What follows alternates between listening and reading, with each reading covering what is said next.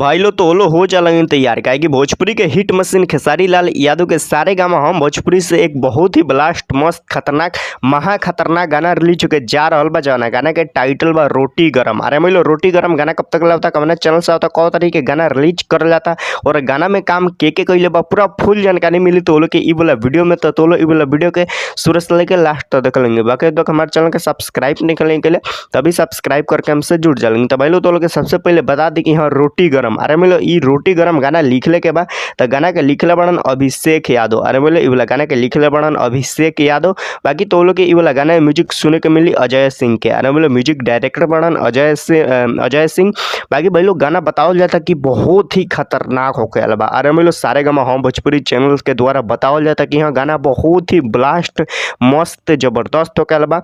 और ऐसे में भी सारे गामा हम भोजपुरी से जौन भी गाना आवेला तो गाना ब्लास्ट होकेला मस्त होकेला। बाकी ई वाला गाना गइले बड़न भोजपुरी के हिट मशीन खेसारी लाल यादव और शिल्पी राज। आने बोले खेसारी लाल यादव और शिल्पी राज के आवाज में तो लोग ये वाला गाना सुने के मिली। बाकी वीडियो फॉर्मेट में तो लोग को देखे के मिलियन खेसारी लाल यादव और नर्मदा मल्ला। अरे बोले खेसारी लाल यादव और नर्मदा मल्ला के साथ वीडियो शूट करल गल बा।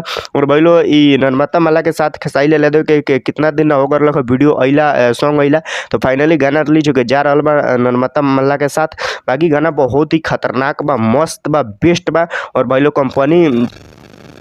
भाई लोग कंपनी गाना जौन बताओ प्रमोशन में लाग गल बा अभिनय से काहे कि ई वाला गाना जौन बताओ बहुत ही खतरनाक हो गया बा। बाकी तो लोग बता दी कि यह गाना कब तक ले रिलीज करल जाता तो गाना जौन बताओ 7 तारीख है। अरे बोले यही 7 तारीख के 7 बजे सारे गामा हम भोजपुरी के यूट्यूब चैनल पे गाना रिलीज करल जाए तो लोग गाना के मिस मत कर लेंगे। गाना के जरूर सुने लेंगे काहे कि खेसारी लाल यादव के ई वाला गाना सारे गामा हम भोजपुरी से आवता और भाई लोग बहुत ही ब्लास्ट मस्त खतरनाक सॉन्ग बा। तो ई वाला गाना के मिस करे के कोशिश मत कर लेंगे काहे कि वेस्ट गाना मिस कर दो लगी तो का सुन लगी।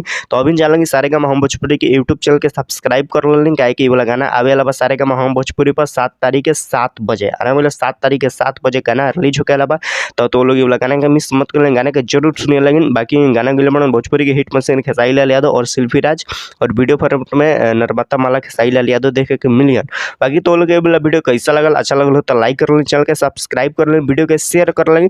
बाकी तो लोग भी खेसारी लाल यादव को फैन पड़ लेंगे तो अच्छा से कमेंट जरूर करिए। लेकिन बाकी यहाँ तक वीडियो देखे खातिर बहुत बहुत